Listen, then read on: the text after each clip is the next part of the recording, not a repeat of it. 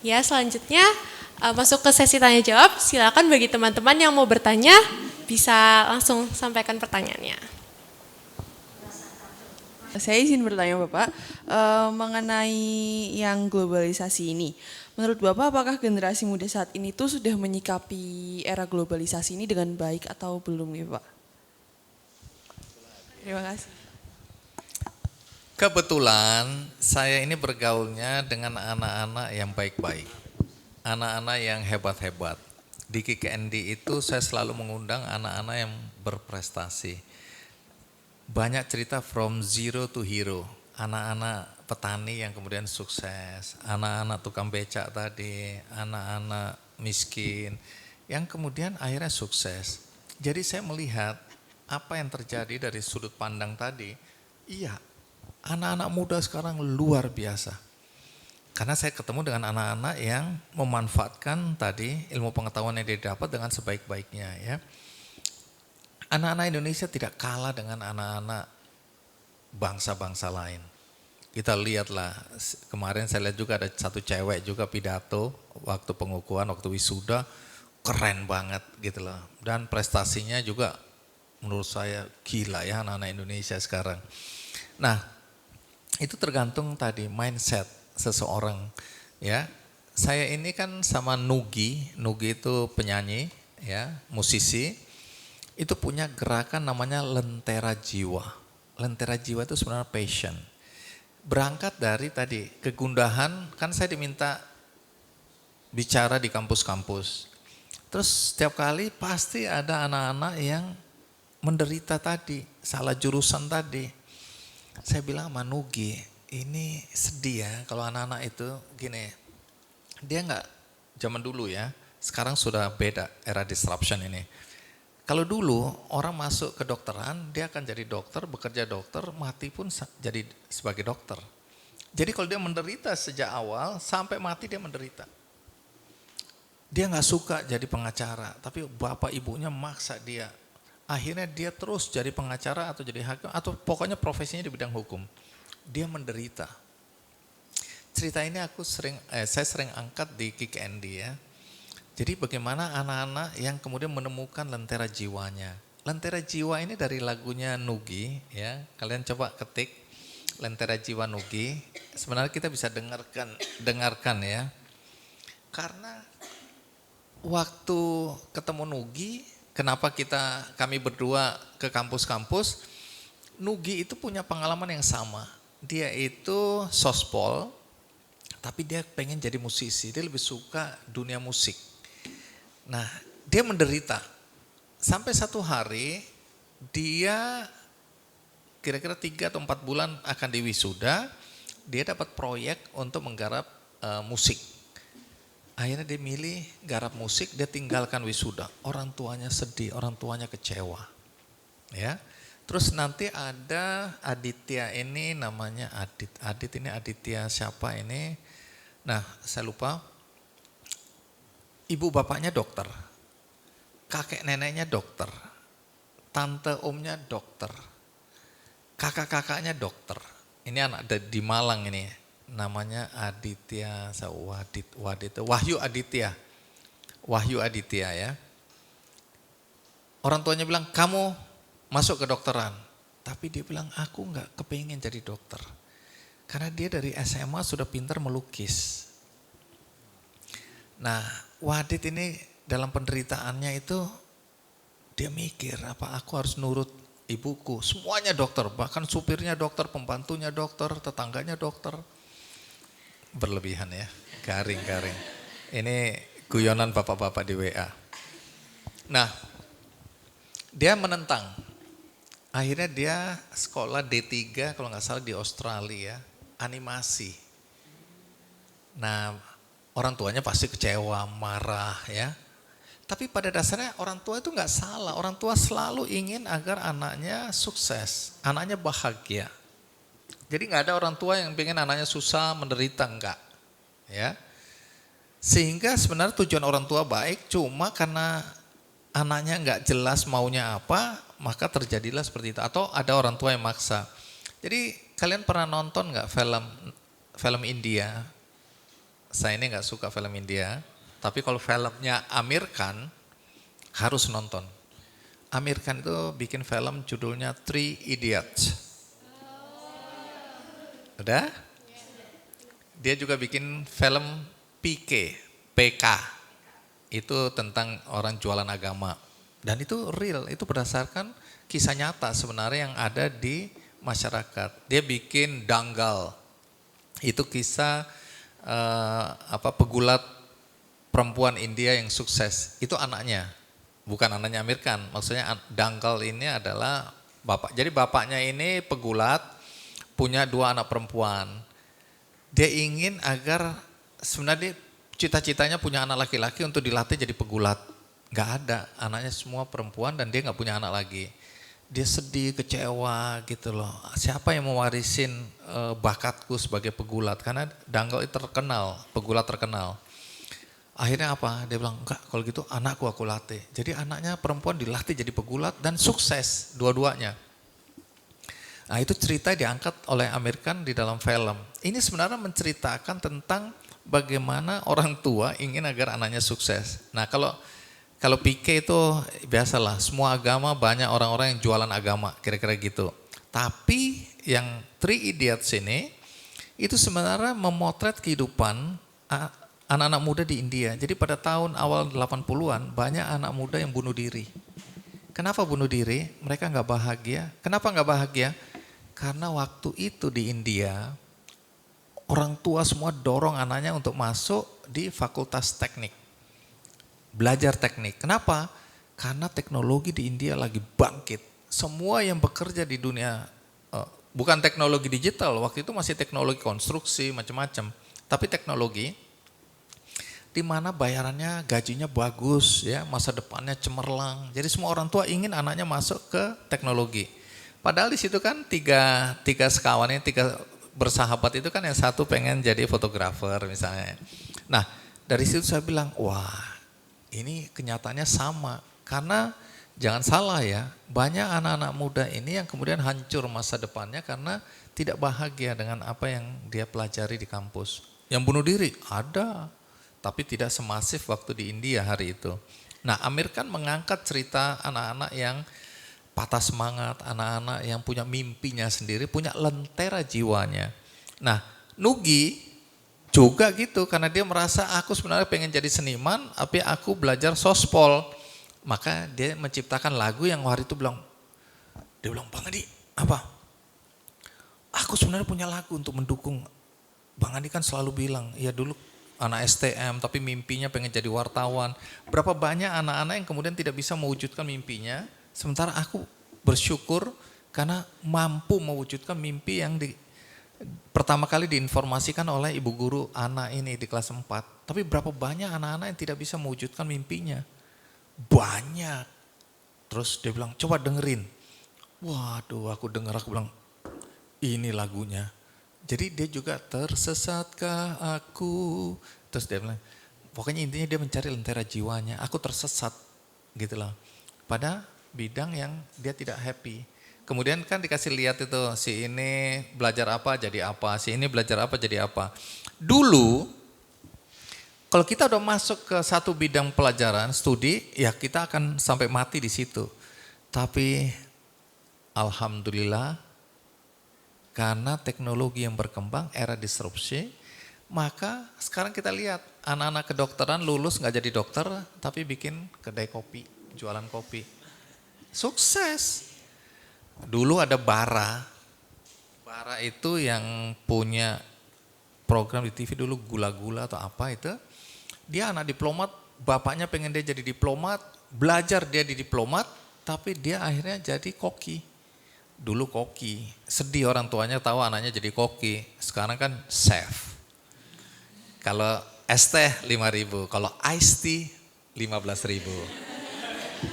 Podo ae rasane ya, tapi iced tea. Nah, koki, aduh enggak, anakku enggak boleh. Chef, iya dong jadi chef.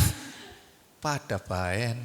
Nah, tapi itulah yang terjadi. Banyak anak yang bisa mewujudkan mimpinya, banyak anak yang hancur masa depannya, kehidupannya karena dia tidak bahagia. Sekarang nggak usah khawatir, kalau kita salah jurusan ya masih bisa dikejar. Karena ilmu pengetahuan teknologi itu berkembang. Kita nggak belajar di kampus saja, kita bisa belajar di mana aja. Jadi belajar jualan kopi bisa, belajar bikin industri kreatif, bikin ini, bikin itu dan seterusnya. Satu hari aku ketemu di Bali ya, diminta ngomong di SMK pariwisata. Kan sejak itu aku sama Nugi kan dorong anak-anak, ayo cepat temukan lentera jiwamu. Kayak hari ini aku bilang, ayo cepat kamu lentera jiwanya apa, temukan. Aku nggak tahu nih mau apa, cari potensi dalam dirimu apa, gitu loh. Jangan tunggu orang ngasih tahu, tapi kamu bilang apa ya aku sebenarnya bisa menjahit. Kenapa nggak coba jadi fashion designer? Aku suka makeup gini, suka gini-gini. Kenapa nggak coba? Yang cowok aku suka gunting rambut, kenapa nggak bikin barbershop dan seterusnya. Sekarang nggak usah malu, temanku yang udah kaya raya sekarang jualan bakso. Tapi baksonya 5.000 satu kali ini, 5.000 butir. Karena dia biayain orang-orang itu, misalnya ketemu orang, saya kasih kamu 5 juta mau jualan bakso. Cari pojok-pojok yang kamu itu tendanya nanti aku yang bikinin, bakso aku yang supply. Akhirnya dia punya sekian, tahu berapa penghasilannya? Miliaran. Jadi nggak usah malu jadi tukang bakso hari ini, karena apapun bisa, gitulah. Anakku misalnya bikin kedai kopi, dia jualan kopi, nggak ada masalah, gitulah. Walaupun lebih banyak jadi youtuber yang nggak jelas itu, bukan nggak jelas ya, jelas lah. Maksudnya nggak menghina profesi ini ya, cuma sebel aja katanya cuma ngomong aja. Terus bilang, ayah juga ngomong doang. Susah kalau berantem sama anak-anak sekarang ini. Nah, jadi itu yang terjadi.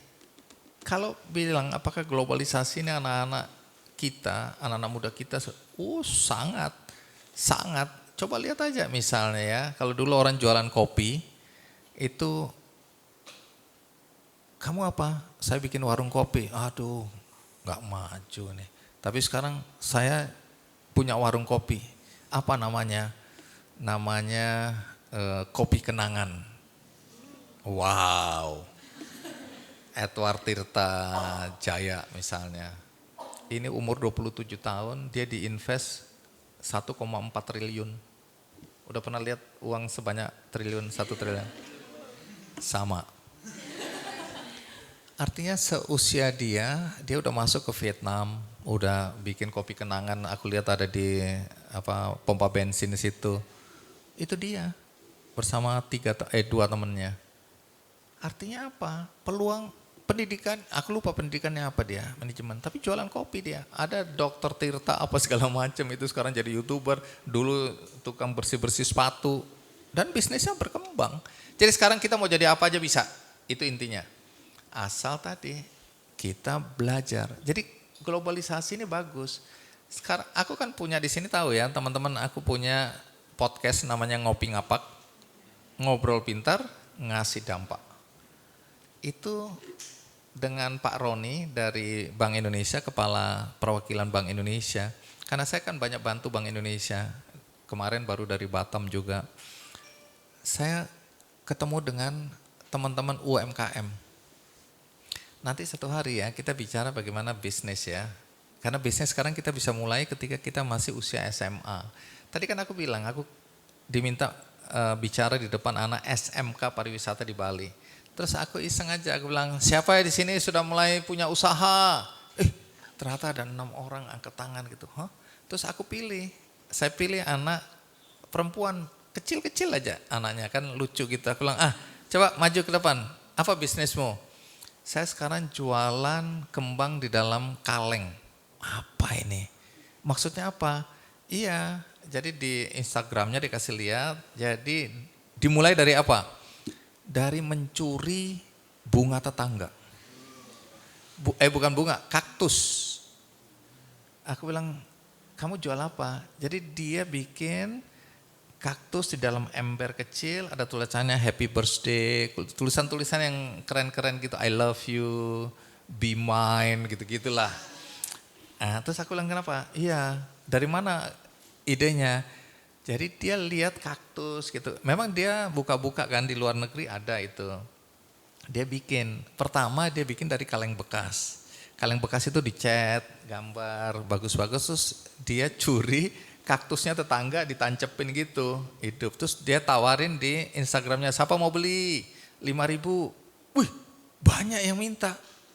Wih, dia bikin 2, bikin 3, bikin 4. Lama-lama kan tetangganya habis itunya. Akhirnya dia nanam sendiri, terus dia bikin ke bengkel, dia bilang bikinin ember kecil, kayak ember kecil dia tanemin itu, terus dia cat sendiri. Tahu berapa omsetnya waktu ketemu? Ini kan udah jalan ya bisnisnya, tapi dia masih tingkat terakhir sih dia, anak kecil ini, 100 juta. Aku nggak percaya, tapi jelas di situ bagaimana orang order ke dia. Jadi dia bukan kerja sendiri sekarang, dia punya staff anak-anak yang mendesain begitu. Jadi bisa dimulai dari kita di sekolah. Banyak kalau di mahasiswa yang udah mulai bisnis, keluar dia nggak nerusin bidang itu, dia nerusin bisnisnya. Dan berkembang. Banyak cerita ini di Kikendi kalau mau cari. Jadi mengantisipasi apa? Kenapa aku tadi bilang ngopi ngapak? Di ngopi ngapak kita angkat anak-anak muda yang sekarang sudah ekspor. Dia melihat globalisasi ini mempermudah dia melihat pasar. Kalau di Bogor ada namanya Adi, dia petani milenial. Adi ini, ada 2 Adi. Yang Adi aku mau cerita tinggal di Pati, tapi dia sekolah di IPB, Institut Fleksibel banget. Karena banyak anak-anak IPB yang jadi wartawan, jadi saya sebel banget gitu lah. Institut Pertanian Bogor. Nah, Adi ini bapak ibunya punya warung kelontong, warung dagangan gitu. Terus satu hari kebakaran, habis rumahnya karena dia jualan di rumahnya warung itu habis. Terus ibu bapaknya bilang, Adi udah pulang, kita udah nggak punya uang, kamu nggak bisa lanjutkan kuliah. Adi bilang, astaga, aku padahal sebentar lagi selesai. Apa yang dia lakukan? Karena kakaknya itu punya kebun singkong, dia jualan.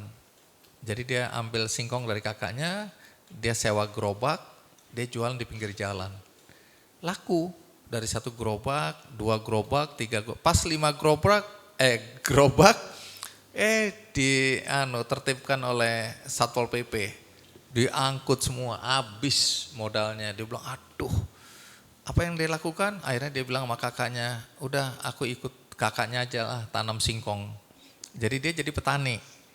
Tapi dia kan lihat-lihat ini, apa sih sebenarnya produk-produk yang dibutuhkan pasar gitu. Singkong ini kan harganya hancur terus gitu kan. Tapi kakaknya masih ngotot aja singkong. Dia lihat, loh ternyata jahe merah ini dicari banyak orang. Terus dia lihat lagi, loh ternyata bisa ekspor. Dia bilang sama kakaknya, udah kita ganti aja jahe. Kakaknya nggak percaya, akhirnya dia pinjam uang, dia sewa 100 meter persegi, dia tanamin jahe. Begitu panen, dia bisa cari kan di luar sana bisa dapat informasi perusahaan-perusahaan mana yang cari jahe merah. Akhirnya singkat kata dia ekspor. Petani-petani ke sana kaget, loh jahe jual kemana ini? Tadinya dibilang ini anak gila ini, masa tanamnya jahe? Karena petani-petani sana cabai, tomat apa, jahe nggak ada pasarnya. Dia pasarnya pasar Jerman. Jadi begitu dia dapat uang, dia sewa lebih akhirnya besar sekali yang dia sewa. Petani-petani sana lihat tuh kok anak kecil ini yang nggak ngerti bertani kok sekarang duitnya banyak. Akhirnya semua ikut-ikutan. Ya udah saya ikut boleh nggak? Boleh, sini kebutuhannya masih banyak. Nah, dengan informasi di pasar global tadi itu bagaimana, dia ngikutin. Akhirnya dia tahu. Sekarang dia bilang jangan tanam jahe, kenapa? Harga lagi jelek. Sekarang yang dicari misalnya pasar lokal aja, cabai bulan ini orang nggak panen. Nah, bulan ini jangan tanam. Kan dulu petani ngelihat cuaca. Sekarang semua ngikut dia. Mas Adi, jadi bulan ini tanam apa? Tanam ini, tanam. Dan memang akhirnya dia bisa jual, jadi dia bantu jual. Bahkan ekspor. Di sini kan banyak itu ya gula semut atau gula kristal yang diekspor, sabut kelapa diekspor ke China, ke India. Jadi sekarang ini karena globalisasi dan diantisipasi oleh anak-anak yang bisa melihat peluang dan menguasai teknologi, kaya mereka, sukses mereka. Padahal latar belakang pendidikan macam-macam. Nggak penting lagi. Bukan berarti nggak usah sekolah, tapi jangan takut. Jangan takut kalian kalau hari ini misalnya atau nanti kalian merasa, aduh ini bukan bidang yang aku cintai ternyata. Bukan berarti kalian lanjutkan, sekolah itu penting. Sekolah itu melatih critical thinking ya. Bagaimana kita berpikir kritis, berpikir runut, ya teratur. Itu sekolah penting. Tapi untuk jadi apa kita nantinya nggak usah takut. Karena dengan semua bekal yang kita dapat di sekolah sekarang ini adalah bagaimana mengajar. Kayak sekarang aku tanya, matematika itu manfaatnya apa sih? Di dunia nyata ini, matematika. Emang apa? Aku paling benci itu matematika. Kalian kan begitu. Dan nggak jelas ini apa manfaatnya dalam kehidupan nanti. Itu melatih cara berpikir kita, ya, memecahkan masalah-masalah tanpa kita sadari bahwa itu ilmu yang kita pelajari dulu. Beda sama anak-anak nggak sekolahan, cara memutuskan itu jadi berbeda. Saya ini kan nggak sarjana, tapi karena punya prestasi di pekerjaan, akhirnya dapat beasiswa banyak sekali. Nah, beasiswa ini penting ya. Katakanlah satu hari kalian bilang orang tua aku nggak akan mampu membiayai aku untuk kuliah. Aduh, aku kenal yang namanya Ahmad Fuadi. Itu dia nulis Negeri Lima Menara yang sudah difilmkan, novelnya juga ada. Ahmad Fuadi inilah yang kemudian membuka mataku bahwa ternyata di sekitar kita banyak sekali peluang beasiswa. Cuma kita aja nggak tahu bahwa ada peluang LPDP itu, wah banyak sekali sampai S2, S3 dibiayain itu sama negara. Dan banyak perusahaan-perusahaan di benihbaik.com ini juga kita banyak bilang, Pak Andi kami punya dana untuk beasiswa. Nah, sekarang ini kita dengan kebetulan mintanya 5 ini ya, UGM, UI, terus ITS, ITB, IPB. Karena yang punya uang mintanya itu. Jadi kami membiayai atau ngasih beasiswa kepada mahasiswa-mahasiswa yang diterima, sudah diterima, dan prestasi akademiknya bagus, tapi terancam drop out karena biayanya. Nah itu kita bantu. Jadi banyak peluang-peluang seperti itu. Grab ngasih kemarin 5 miliar untuk bantu anak-anak tidak mampu. Jadi itu tadi saya bilang, tunjukkan prestasimu jadi di atas rata-rata. Sehingga satu hari kalau ada orang datang ke SMA 2, Bu, Pak Guru, saya bisa biayain 5 anak di sini, tolong pilihkan. Bu Guru kan nggak mungkin pilih yang, atau Pak Guru nggak mungkin pilih yang anaknya kedodoran prestasi akademisnya, prestasi sekolahnya. Kan pasti dicari yang anak-anak karakternya bagus. Nah karakter ini lebih penting daripada kepintaran teman-teman. Kalau kita pintar tapi karakternya nggak kuat, kita korupsi. Kita ngakalin orang supaya kita kaya, orang lain jadi susah. Tapi kalau kita punya karakter, kita malah bantu orang untuk bisa sukses karena kita sudah sukses. Jadi bukan kemudian kita nanti dengan ilmu yang kita miliki, kita justru mengambil keuntungan dari orang lain yang jadi susah oleh karena kita. Itu banyak orang pintar tapi karakternya buruk. Itu berbahaya sekali. Jadi kalau karakter kita udah pintar, ditambah dengan semangat belajar, keinginan untuk mewujudkan mimpi, itu kelengkapan. Jadi pintu akan terbuka, pintu untuk dapat melanjutkan pendidikan, untuk bekerja. Nah di waktu bekerja pun kalau karakter kita baik, itu kita akan menonjol di antara yang lain. Orang lain bagaimana ngakalin supaya dia nggak kerja lebih keras, tapi kalau kita bilang enggak, justru kalau aku bekerja lebih keras, aku mendapatkan banyak pelajaran. Jadi mindset ini penting. Ya, jadi globalisasi iya sudah disikapi dengan baik oleh anak-anak muda yang aku kenal. Tapi ada anak-anak muda yang saat ini masih senang-senang aja, nggak mau belajar, ke mall tiap hari, ya.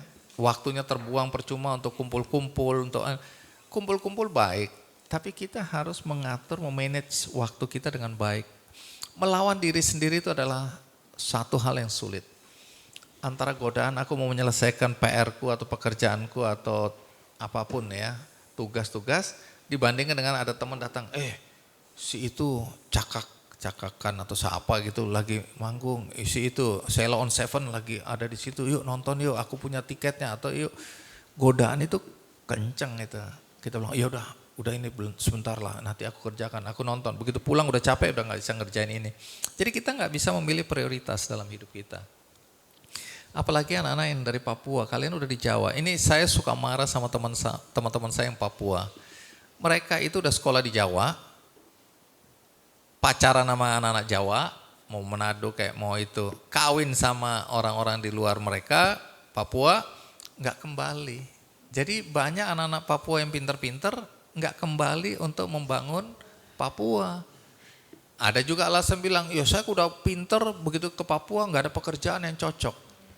Ya ciptakan lapangan pekerjaan. Sekarang nggak ada alasan untuk kita mengatakan bahwa nggak ada pekerjaan di Papua, nggak boleh. Kita harus membangun kampung halaman kita sendiri. Kalian dari Banyumas kembali ke Banyumas, bangun Banyumas.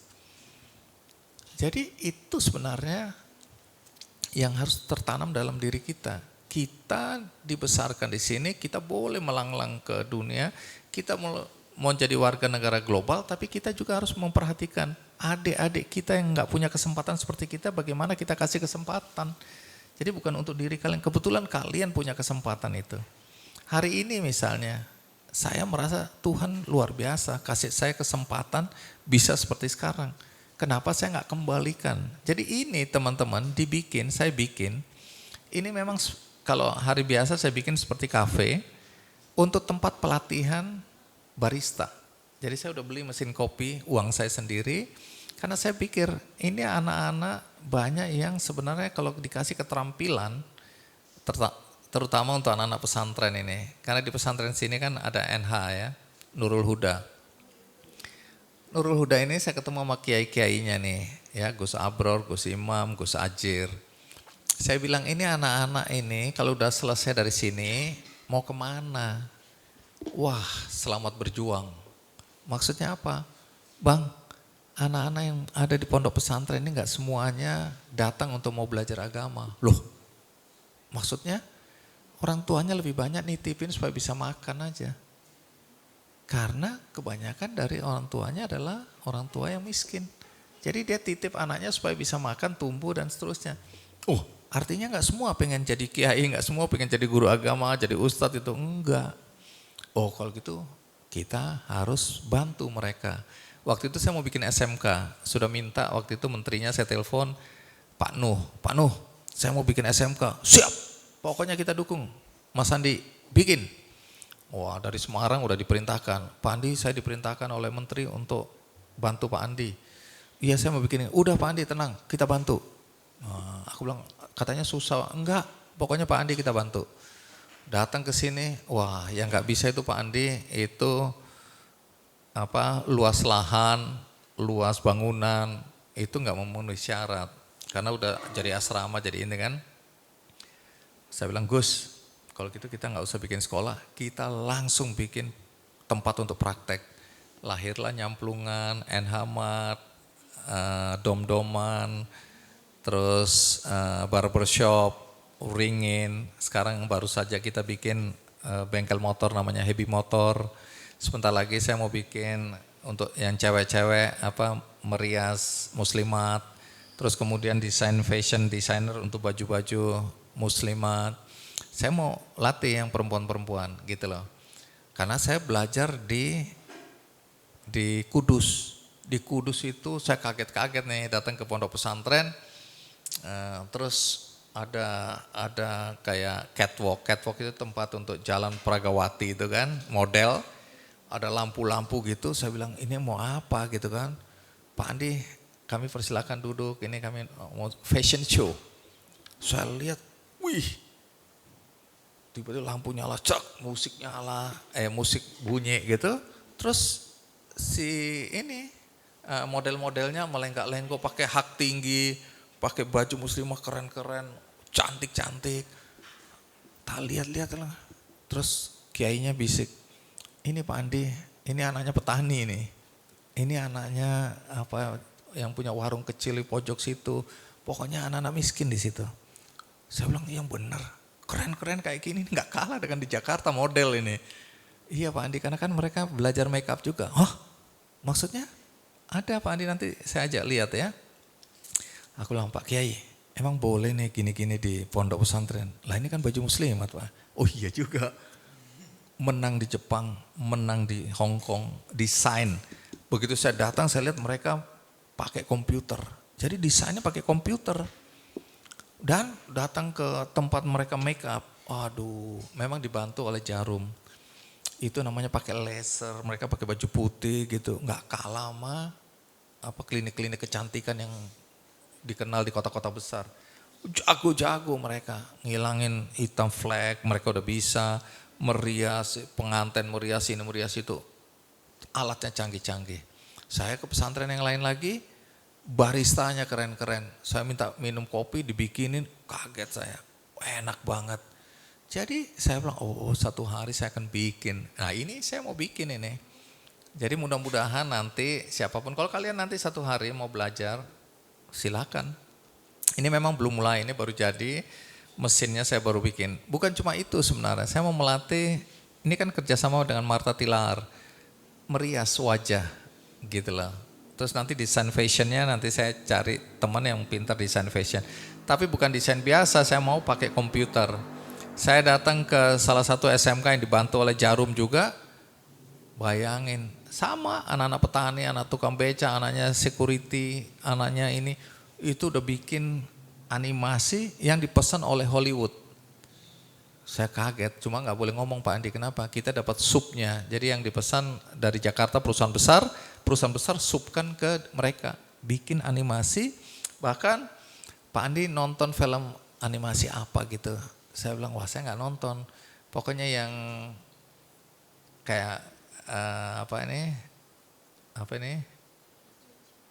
Yang apa itu? Spider-Man itu salah satu mereka bikin, terus di situ dibilang Pak Andi, ini kan saya sengaja masukin ada tulisannya Monas, terus ada warteg, dibolehkan oleh sana, lolos. Jadi dia iseng-iseng dia tambahkan Monas sama warteg. Aku bilang emang boleh? Sebenarnya nggak boleh, tapi mereka kayaknya nggak keberatan. Jadi lolos itu. Nah, jadi mereka bikin film-film animasi itu. Padahal ini lagi-lagi minta maaf ya, ini anak-anak desa. Tapi kalau dikasih kesempatan, mereka bisa tumbuh dan berkembang hebat. Tidak kalah dari anak-anak kota, tanda kutip ya. Jadi saya bilang kalau gitu saya bisa bikin juga di Langkung Sari, kenapa tidak? Nah, nanti besok jam 10 saya akan ketemu 20 kepala desa di Kecamatan Cilongo. Kepala desanya kemarin kita rapat di sini, terus saya biayain berangkat ke Pujon Kidul di Malang, suruh studi banding. Nanti mereka akan presentasi nih di sini, masing-masing presentasi apa yang mereka lihat, apa yang mereka impikan untuk diwujudkan di desa masing-masing. Nanti saya cariin duitnya, saya bilang gitu, lewat benihbaik.com. Jadi benihbaik.com ini startup ya teman-teman, startup untuk menggalang dana, untuk membantu saudara-saudara kita yang membutuhkan bantuan. Dari mulai sakit kanker, kakinya dipotong, diamputasi, apa kita biayain. Kemudian kalau ada masjid rusak, gereja rusak, sekolah-sekolah rusak, itu kita bisa cariin dananya. Terus tapi sekarang kita di 3 pilar, pendidikan, makanya banyak beasiswa tadi, lingkungan, emisi karbon, terus UMKM. Jadi kami ini banyak bikin pelatihan-pelatihan untuk UMKM, baik untuk pemberdayaan ekonomi perempuan, termasuk pemberdayaan ekonomi pesantren. Jadi misalnya kalau lihat ada NH Mart, nah itu saya dapat bantuan dari Bank Indonesia dan dari Telkomsel.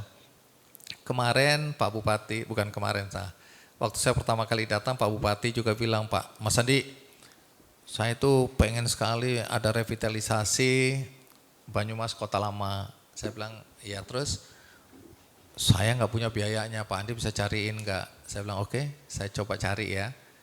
Nah, saya cariin dapat dari Menteri PUPR, dikasih uang 15,1 miliar. Sekarang sudah menang, ada pemenang tendernya, ditenderkan. Jadi nanti lihat aja, ada perubahan yang menarik di Banyumas Kota Lama. Tahu ya, di sana 45 menit dari sini kan. Nah itu ada pendopo, nanti kita beresin semua itu, pedestriannya, tempat jalannya, lampu-lampunya diganti semua. Apa? Banyumas Kota Lama. Apa itu? Pendopo sana itu. Iya, ya pokoknya Sungai Serayu sana itulah ujungnya. Nah itu nanti akan berubah, cantik sekali. Jadi waktu pertama dikasih 9 miliar, terus kemudian kan Kementerian PUPR itu minta ke timnya Profesor Windu namanya untuk membuat konsep perubahan itu. Karena mereka yang bikin Semarang Kota Lama, dibikin cantik gitu kan. Nah sekarang ditunjuk oleh PUPR untuk menggarap Banyumas. Nah waktu presentasi saya kaget, keren banget gitu loh. Saya bilang sama Prof Windu, Prof ini keren banget Prof, tapi 9 miliar apa cukup uangnya? Enggak cukup Pak Andi. Lah gimana? Nanti Pak Andi minta lagi sama Pak Menteri. Nah, saya WhatsApp Pak Menterinya, aku bilang Pak Bas, ini kalau mau dibuat konsepnya duitnya nggak cukup nih, harusnya 18 miliar. Ya pokoknya nanti kita tambah gitu kan. Nah, terakhir Pak Camatnya WhatsApp saya, Pak Andi udah dilelang nih Pak Andi. Artinya apa? Artinya udah pasti keluar uangnya. Berapa? Angkanya 15,1. Ah udah cukup situ, nanti kekurangannya saya coba cari lagi. Saya bilang gitu. Nah itu tugas saya. Jadi saya ini berharap nanti desa-desa 20 desa di Cilongo. Saya bilang gini loh Pak Lurah. Kalau kita nggak bicara konsep besar, akhirnya desa bikin ini sendiri, bikin itu sendiri, jadi kacau ini.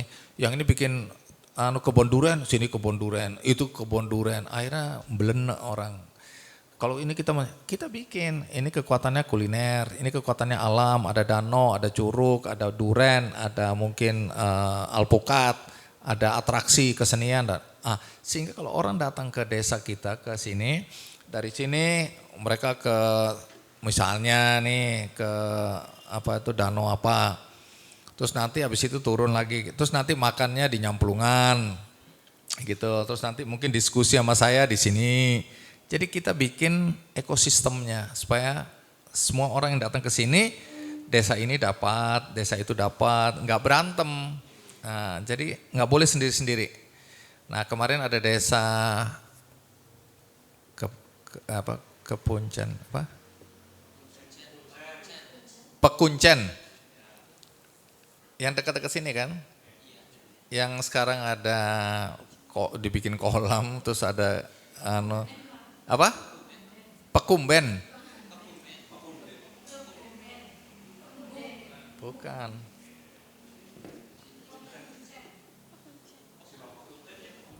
Pokoknya masih Cilongo ini ya, kepala desanya namanya Pak Untung.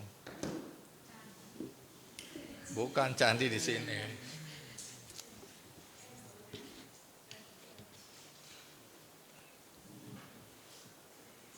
Panembangan. Maaf, Panembangan sini. Misalnya ya, Pak Untung ini kepala desanya datang ke saya, Pak Andi, saya ini 2 tahun yang lalu kirim surat permohonan ke Dirut Kereta Api. Tempat saya itu dilewatin kereta api, terus di atasnya itu ada bukit. Nah bukit ini kosong, saya mau jadikan taman buah, mau tanemin pohon buah buat rekreasi. Nanti anak-anak bisa sambil lihat kereta api gitu kan. Aku bilang bagus, mana ada konsepnya enggak? Ini, udah tenang. Nah kan dirutnya kereta api kan minta ketemu saya, jadi kita ketemu nih di sini. Terus saya bilang, ada kepala desa mau bikin begini gini. Wah bagus ini, ya udah. Nah, terus belakangan Pak Kadesnya bilang, Pak Andi, ini orang kereta api sudah ketemu, kami lagi rapat gitu loh, sama kepala Daopsnya sini kereta api. Nah kemudian waktu itu saya diajak lihat-lihat stasiun, saya bilang, aku minta dong space untuk etalase produk-produk Banyumas. Nah, terus begitu dia bilang, ini pakai aja ini. Oh kalau gitu bikin kafe, kedai kopi. Nah Duitnya saya minta Bank Indonesia yang bangun kafenya, kopinya itu kopi memang dari Dieng Kailasa, jenis kopinya ini kan ada program Bank Indonesia untuk 1 juta kopi. Jadi menggantikan tanaman-tanaman kentang, bawang yang longsor-longsor itu akibatnya pernah kan kita ngalamin yang sungai semua coklat itu, mati semua ikan-ikan apa. Itu karena digelontorkan dari waduk apa ini? Waduk apa ini? Di atas ini, di Banjarnegara, Wonosobo, Merican. Saya ke sana, sama Mas Imam Prasojo pernah kita rapat di sini dengan Dirut Power Indonesia dan seterusnya. Karena ini berbahaya nih, bendungan ini sudah mau jebol karena sedimennya udah tinggi sekali. Jadi kalau dia gelontorkan lagi itu, wah coklat semua. Dulu pernah 2-3 hari kita coklat di depan sini. Nah karena di atas itu udah nggak kuat nampung. Nah kita bikin pemberdayaan sepanjang nanti kan apalagi longsor-longsor itu, jadi sedimennya naik di sungai. Nah ini kita lagi benahin dengan itu 5 dengan Mas Imam Prasojo. Ada 5 kabupaten. Jadi Wonosobo ikut, Purbalingga, Banjarnegara, Banyumas dan Cilacap. Itu ada program. Kita mau menghadap presiden habis ini. Nah tugas saya itu seperti itu, untuk membantu agar bagaimana desa-desa yang mungkin tidak punya akses untuk mendapatkan modal, bisa saya carikan modal, asal konsepnya jelas. Bukan, di sini kan lihat ada program satu bibit duren, 1 kakak itu kan, ada. Jadi sekarang udah 11 desa yang saya bantu melalui benihbaik.com untuk dapat bibit duren. Tinggal 9 desa berarti yang saya harus bantu lagi. Kalau ini mau dijadikan desa penghasil atau kecamatan penghasil duren. Tapi bukan itu semata, harus ada keistimewaan lain. Nah itu yang saya sedang carikan dananya, uangnya. Melalui apa? Benih Baik. Jadi saya tawarkan ke BRI, BTN, Mandiri. Saya bilang mau nggak ini ada program bagus nih bantu. Nah, jadi mudah-mudahan kereta api ini pengembangan jalan. Nanti saya nggak tahu nih apa rencana dari masing-masing ini. Kan saya tadinya mau kirim ke Balkondes di Borobudur untuk belajar. Tapi nanti orangnya, penggagasnya akan datang ke sini aja untuk ngomong dengan kepala desa. Saya nanti harusnya datang ini orangnya, ngundang orang Dukcapil yang pandai memetakan potensi-potensi. Terus saya ini sudah ketemu sama satu perusahaan mahal sekali untuk nge-branding Banyumas. Banyumas ini harus dijual. Dia bahkan Myanmar, ya negara Myanmar aja minta bantuan dia bagaimana nge-branding agar Myanmar ini bisa jadi tujuan wisata dunia. Dia nge-branding Belitung ya. Jadi potensi wisatanya apa. Nah, timnya akan datang ke sini untuk belajar tentang potensi Banyumas. Nanti mereka akan nge-branding, bikin logonya, bikin kata-katanya, bikin semuanya, aturan mainnya diatur. Nah ini membuat kita nanti Banyumas ini saya berharap itu bisa menjadi tujuan wisata. Saya ini penasehat dari Jazz Gunung Bromo, Jazz Gunung Ijen. Nah kita lagi rencanakan ada kan Bukit Bintang di situ, tapi tempatnya masih terlalu kecil menurut saya. Tapi kata Pak Bupati udahlah, Mas Andi bikinlah di situ supaya rame. Nanti kalau ada jazz. Terus sama Rianto, tahu penari lengger lanang Rianto itu yang sekarang tinggal di Jepang. Ya nak udah nggak usah direkam itu cukup lah, kasihan kamu pegel. Oh, ini fotografer saya soalnya. Jadi Mas Rianto misalnya sama saya nanti dan beberapa teman kita lagi merancang tarian 10.000 penari lengger untuk nanti di bawah menara itu. Ini niru-niru sebenarnya. Saya kan pernah nonton, pernah datang ke Banyuwangi. Di situ kan ada gandrung, tari sewu gandrung. Kan 1.000 anak-anak. Karena apa? Waktu saya di rumah Bupati saya kaget. Ada ibu-ibu bawa anaknya, nangis-nangis anaknya. Masih muda itu anak SMP. Aku bilang terus ngobrol, Pak minta tolong Pak, ini cucu saya Kepingin sekali untuk bisa masuk ikut di Tari Gandrung nanti, Sewu Gandrung. Udah masukin, udah punya seragamnya. Udah Pak, ini udah bikin sendiri seragam. Ya udah, panggil. Udah ikutkan aja ini, nggak apa-apa. Aku bilang, ngapain tadi? Lihat Mas Andi, dulu kita nyuruh-nyuruh orang untuk bisa ngajak-ngajak untuk bisa nari gandrung, banyak yang nggak mau. Sekarang seragamnya bikin sendiri dan semua berebut untuk bisa ikut tari gandrung di pantai itu. Nah saya membayangkan artinya ini kan mengangkat kembali budaya, seni budaya khas Banyumas. Kita nggak pertentangkan lengger lanangnya, tapi karena lengger ini nanti yang, jadi Mas Rianto nanti akan ngarang gerakan selama 5 menit, nanti dibagikan ke sekolah-sekolah, ke sanggar tari, ke kampus-kampus, ke komunitas yang mau ikut untuk berlatih gerakan itu selama 5 menit. Nanti kemudian kita kumpul dengan seragam yang aku bilang jangan mahal-mahal dulu. Kalau mahal nanti banyak yang nggak bisa ikut. Pokoknya seadanya, yang penting semua bergerak kayak apa mob itu ya, flash mob gitu loh. Nanti gerakan itu kita sehingga mengangkat kembali Banyumas. Jadi itu yang saya kerjakan sekarang. Nah mungkin kalian bingung kenapa saya ada di sini. Mungkin nggak semua dapat informasi ya. Jadi pertama istri saya tercinta ini, mertua saya itu asalnya dari sini. Ya.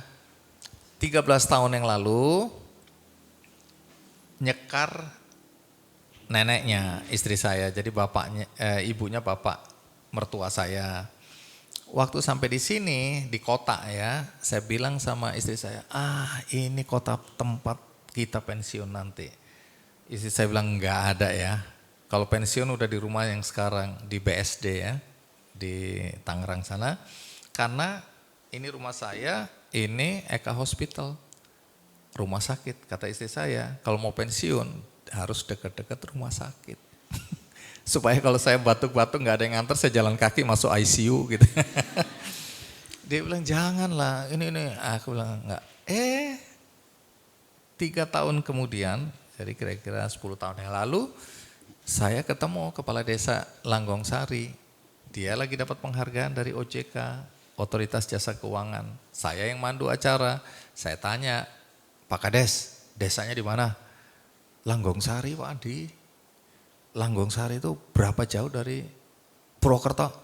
Lah, mau 15 menit. Aku bilang, wah, bisa lihat dari desanya Panjenengan ini bisa lihat gunung. Ya bisa. Ada sawah? Ya ada. Ada sungai? Wah ada. Ada tanah yang dijual? Wah nggak tahu.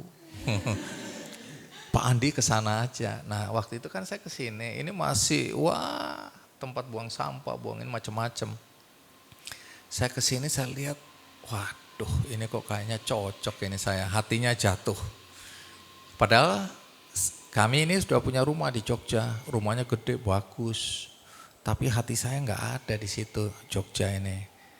Di sini istri saya bilang, tunggu jangan ambil keputusan, coba kita lihat. Wah akhirnya kami jalan kemana-mana. Di Jogja teman ada yang jual tanah di sini, di bukit ini, di bukit itu, di sini. Ada yang nawarin di Paturaden tanahnya 1 hektar, gede, bagus. Saya bilang kok nggak kena ya.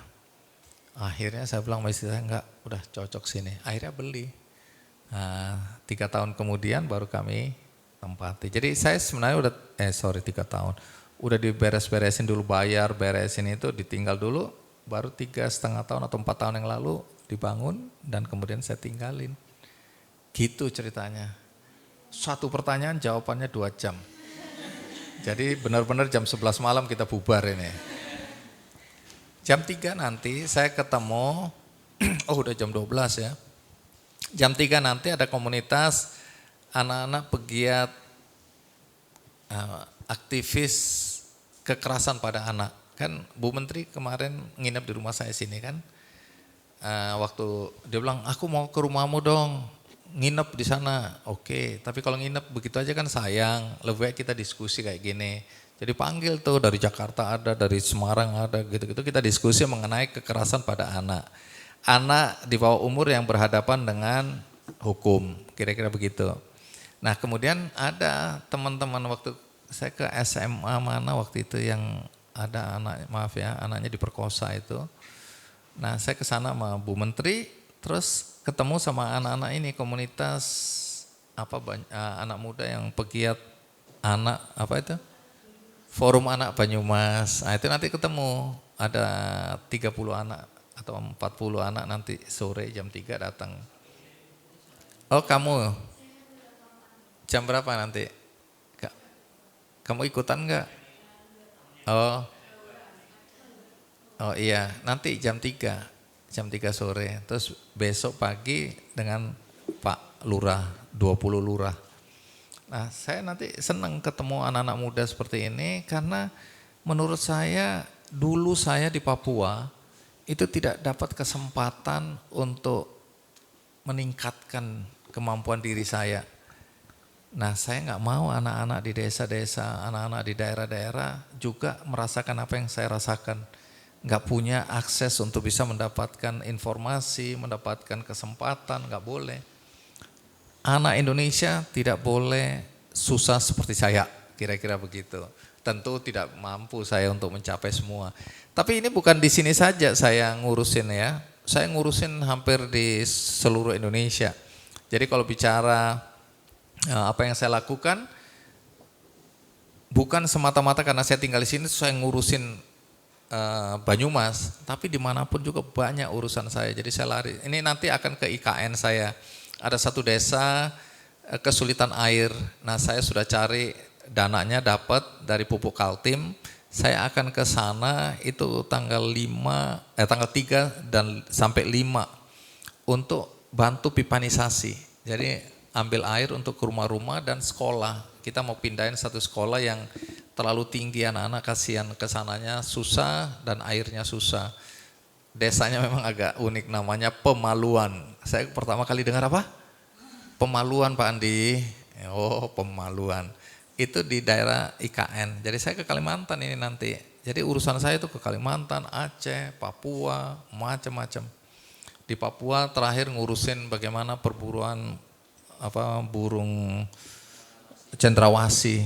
Itu ada satu orang lama jadi koki di Jerman, pulang kampung, dia menyelamatkan lingkungan dan akhirnya tempat itu jadi tempat wisata untuk melihat burung-burung cendrawasih yang dulu nyaris punah itu.